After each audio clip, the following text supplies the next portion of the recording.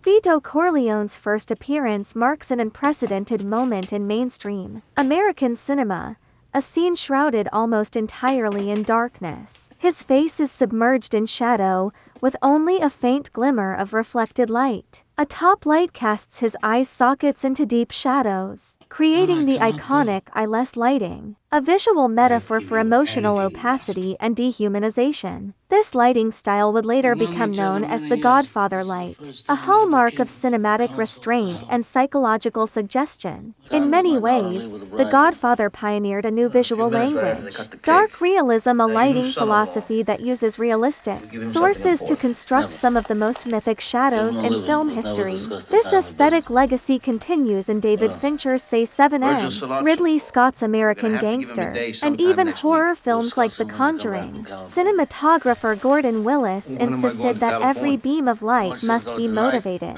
justified, and morally aligned, a principle known as motivated lighting. This was not just a technical standard, but an ethical framework for visual storytelling. In stark contrast to the dimly lit interior of Vito's office is the sun-drenched, warm-toned wedding scene outdoors. The outdoor sequence is lit with high color temperature, daylight approximately 5,600,000, resulting in clear, vibrant images. The lighting design employs diffused soft light to simulate California sunlight and a sense of summer air. Cinematographer Gordon Willis recreated this natural lighting condition on set, using a large number of HMI lights, hydrargyra medium arc iodide, combined with silk diffusion to mimic the texture of daylight. The wedding symbolizes family, celebration, and Italian cultural tradition. Its lighting is warm, organic, and full of life. In contrast, the office represents control,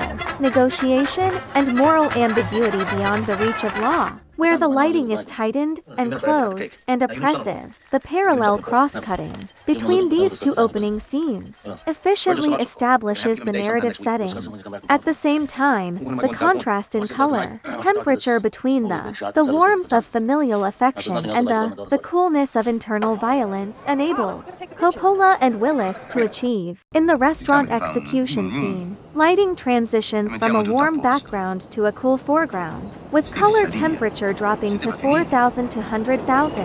Top-down cool light flattens facial features, blurring edges and conveying emotional suffocation.